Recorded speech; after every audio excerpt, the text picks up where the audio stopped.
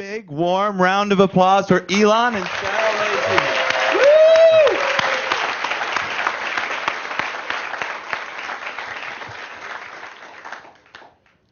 All right, so the first thing, I mean, we're going to talk about obviously like a lot of things you've learned from starting companies, and there's a lot of first-time entrepreneurs in the crowd. So advice you would give them, like Jason did earlier, but you got to one-up him. Really tell the truth and like give people, you know, the absolute pitfalls here, which I know you'll do because you got me in trouble and the last time I interviewed you for being too honest. So first of all, I want to talk about risk because I'm of the belief, and I've written about this wildly. I think entrepreneurs. We love what? I think entrepreneurs have are really taking less risk in Silicon Valley than they were 10 years ago, and I think you're interesting because, you know, your other PayPal co-founders were considered really risky for getting back into the web as early as they were. You know, whether it was LinkedIn, whether it was funding Facebook, whether it was Slide, a lot of these they were really the pioneers in believing in the web again, which was considered crazy at the time. But you were considered crazier. I mean, you got done with PayPal, and you went and started a solar company, a rocket company, and an electric car company. Right. Like, it would be hard to come up with a crazier combination, and yet you've had a quicker IPO than those guys. You have how many billions of dollars you're getting from NASA, from SpaceX? Well, we're about 2. Yeah, about 2. So, like, who's the crazy one now? I mean, you and Exactly. I mean, I mean, you told me before that, like, I asked you if you were crazy in an interview before, and you said, well, Yes. look, if I were thinking that this is the best rank order investment, I would not have done these because it would have been crazy. Yes, so, like, absolutely. What That's motivates exactly. you in taking? Tell us about how you come up with an idea. Adeo, you know, we were housemates in college, and that would have been actually one of really our first venture together was running a kind of a nightclub-ish situation. Really? Yeah. Is nightclub a euphemism? No, it's really a nightclub.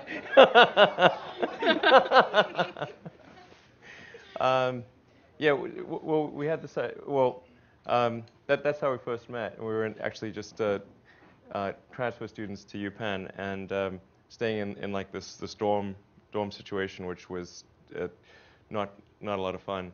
And so we're just talking in the cafeteria and like, well, we really want to get out of this dorm situation. So then we were able to find a house that was this huge house that hadn't been rented, and so it was like a 10-bedroom house, and there were just 2 of us. And then we managed to get this freshman to join us in the house. It changed his life forever, I think.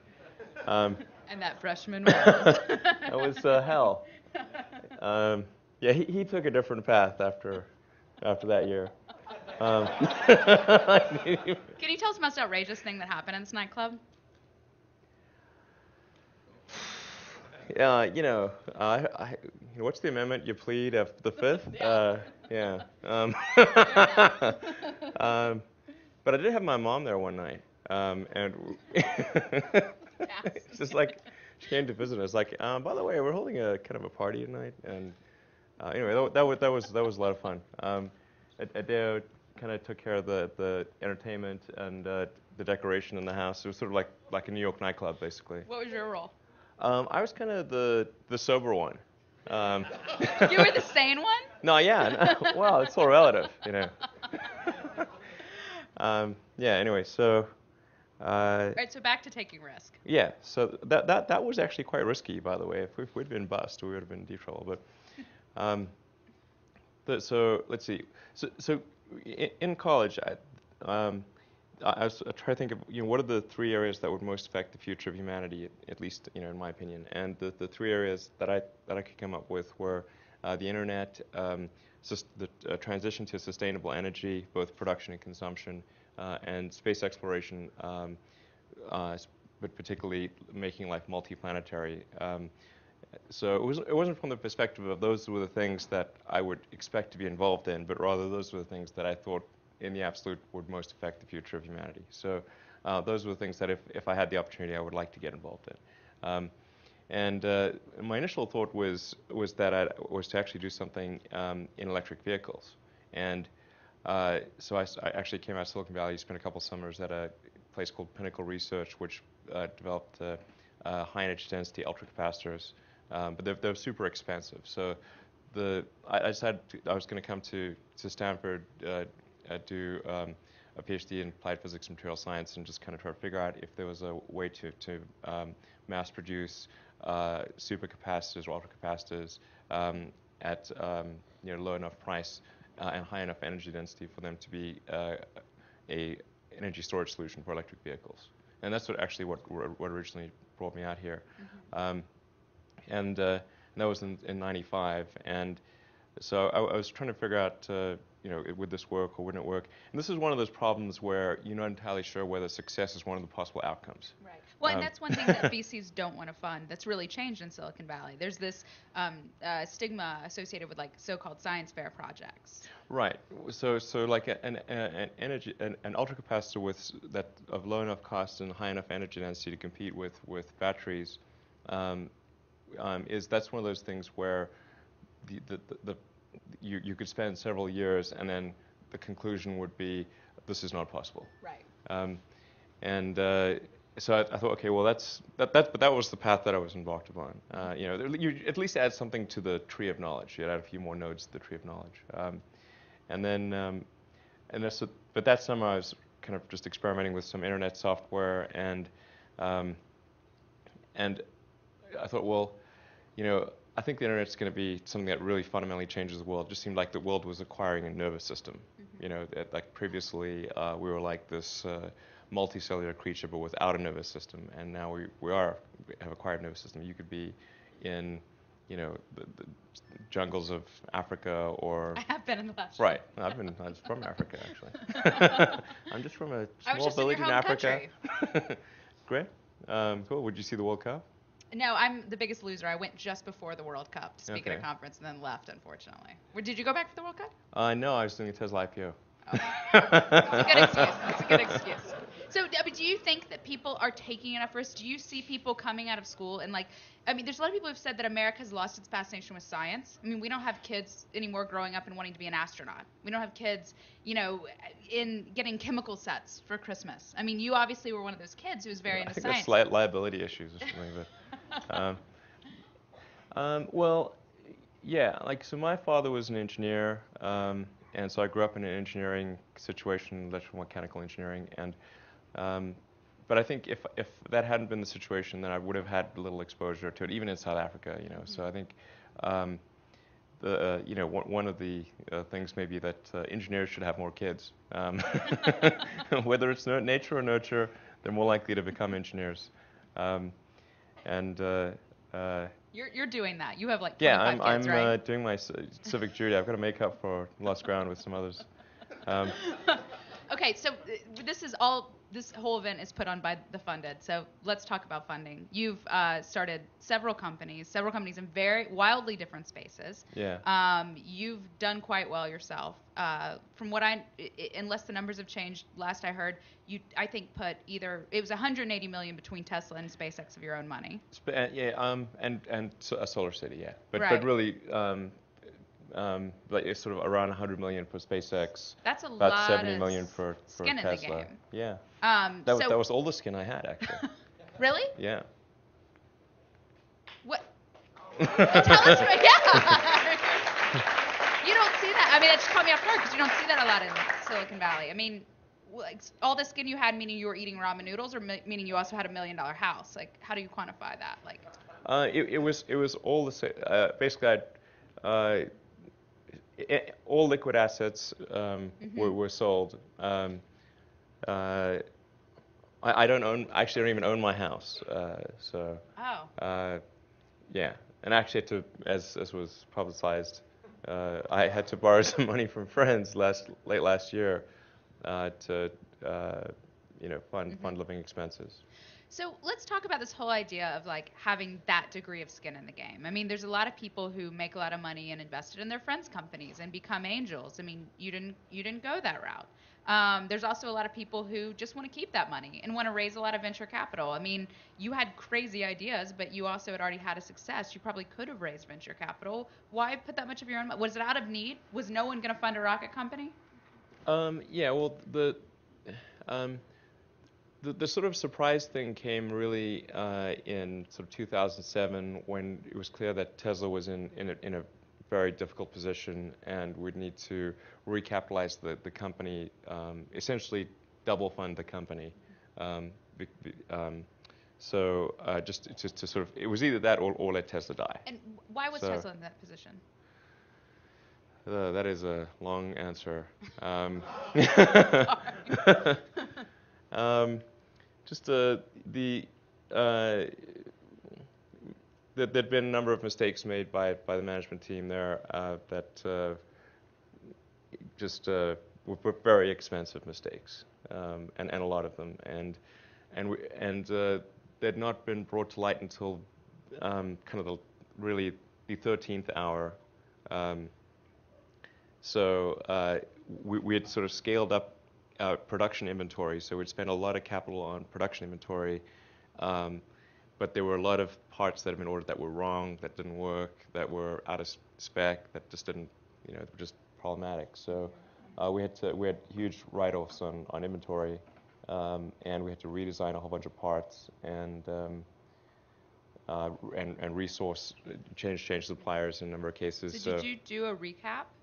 Yeah, we had to. It wasn't actually. Well, it was kind of a bridge loan, so it wasn't a cram down round or anything like that. Right. So. And how close were you to dying? Well, it would have.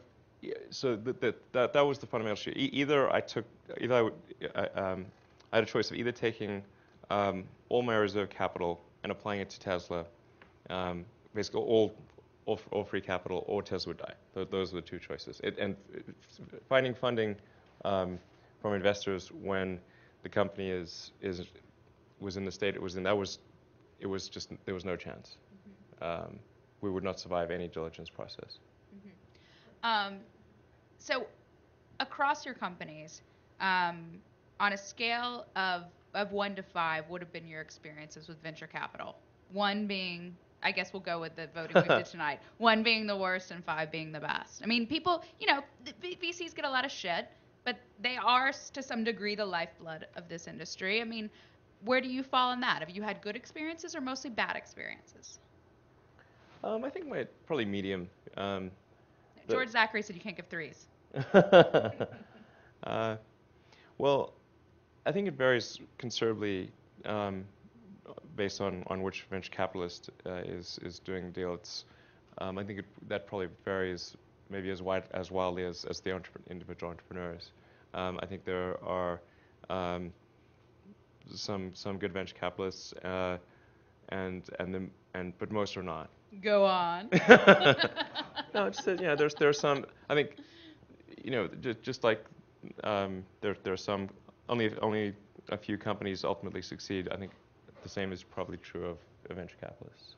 But aren't there more successful venture capitalists who aren't very nice to startups than there are not very good entrepreneurs who succeed? There's a lot of both. I'm not sure who'd win the numbers contest there. I do think there's. There's been, I think, a lot of bad behavior by venture capitalists, and probably a lot of bad behavior by entrepreneurs. So I think my experiences were actually pretty good. Mm-hmm. With MDV and then with Sequoia. Mm-hmm. Yeah. So can we assume any DFJ, that you're I leaving think out? DFJ is. My experience with DFJ has been very good as well, and Founders Fund. So I'd say actually, now that I think about it, actually probably, if I'd give my experiences a 4 out of if 5 is the best rating. What's one of the toughest lessons that you learned that might be applicable to this audience in terms of raising outside money? I mean, what are the big pitfalls you don't want to fall into, whether it's angel or venture capital? Well, I think it's better to take a lower valuation from venture capitalists that you really like and get along with and feel that you're sort of on the same wavelength. It's better to take a lower valuation from that person than a higher valuation from someone who you think you may not get along with. Mm-hmm. So, yeah. And so that sounds like it's more about the individual partner versus the firm. I mean, there's a lot of entrepreneurs who come to Silicon Yeah. Valley and are dying to get an investment from Sequoia, not necessarily an investment from Roll-Up or from Mike or, you think partners must support? I think both matter. Both the individual partner and the firm. I think probably the partner matters slightly more than the firm, but they both matter because that partner could leave that firm and then you suddenly find yourself with a new board member that you didn't anticipate. That happened to me in one case that I won't talk about, but that was the lead partner of that firm sucks beyond belief. You're going to say that and you're not going to tell us who it is? I'm sure people could guess.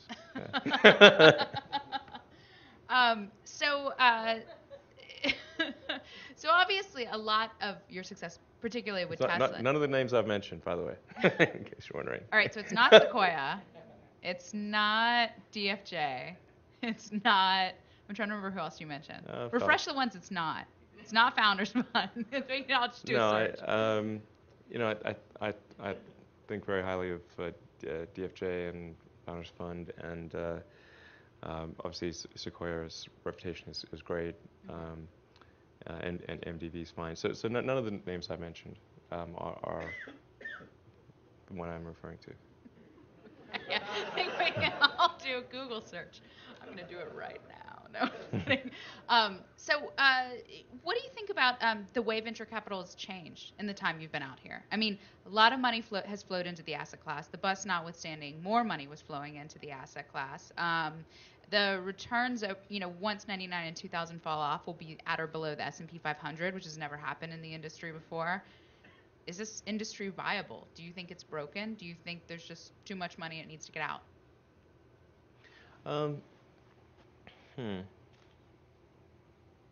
Well, I do think that probably there should be a broader scope of investments that venture capitalists consider in Silicon Valley. I think there's a little too much of people kind of focusing on IT or focusing on silicon, and because that's kind of the stuff that's gone before. I think that there needs to be kind of a broader, a look at multiple different industries, and then I think there's probably not too much capital. I think there's probably too much capital chasing the obvious stuff. Mm-hmm. So how do you think we're doing on clean tech? There was a lot of hype several years ago that clean tech would be the next big wave of Silicon Valley. And if you look at it as we started with semiconductors that went to computers, went to software, enterprise software, and sort of everything spiraled up to the web, there's a lot of people who argue that's kind of the logical conclusion of that wave and we need a new wave. A lot of people wanted that to be clean tech. During the presidential debates, Barack Obama said clean tech is the new PC for America in terms of creating companies and creating jobs. But there's a lot of people who feel that basic investment of science is sort of not being done. The stuff that was done in the early days of the internet, that in a computer, that drove a lot of that. Do you think that we're all talk when it comes to clean tech, or do you think that people are taking risk and really building that foundation? I do think that clean tech is the kind of the new wave, and the potential value creation there, I think, is probably greater than on the internet. Just if you just look at the size of the economy that energy constitutes, it's huge, way bigger than the internet. And we are, it's sort of almost tautological that we're going to have to move to sustainable production and consumption of energy. If it's unsustainable, it's sooner or later, yeah. So I do think there's actually a lot of opportunity there, and we will see a lot of value creation in the clean tech space. Tesla's done pretty well. I think one of the, I'm not sure how we rank but I think we're one of the better IPOs this year. But I mean, that's sort of the question is, when it comes to people who want to invest in clean tech, like, who's willing to write the check? I mean, you had to put a lot of your own money into Tesla. Yeah. So does that mean only wealthy entrepreneurs start clean tech companies? I mean, do you think there's the willingness for people to write the big checks to really develop this space. I mean, Tesla was not a web company where you can invest $50,000 and get a product out.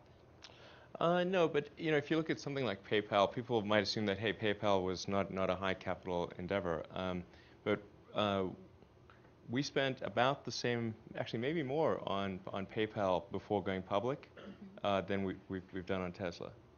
So PayPal was like maybe $250, $300 million that of investment before going public.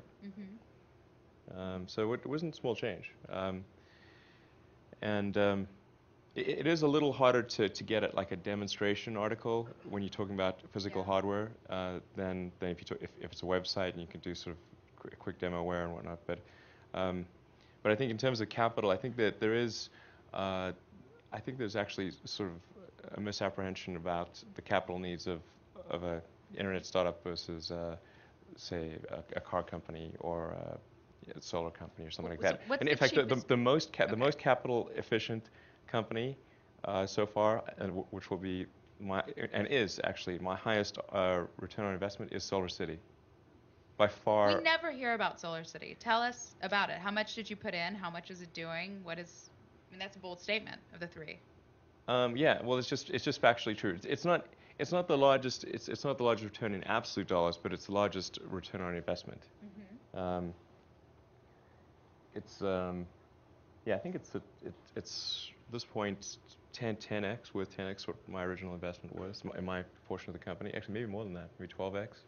Wow. And that's in the course of 4 years, something like that. Yeah. It's not bad. 4 years, I think. Yeah. And it's not like the economy is good. Yeah. So yeah, that's I think a great company, and well, I should be clear. In the case of SolarCity, I don't consider myself a co-founder of SolarCity. Okay. Well, I did actually suggest the idea to Lyndon and Peter Rive that this is an area that they say should pursue once they're done with their other company. But I didn't put enough, I'd say, perspiration into SolarCity to really warrant co-founder status.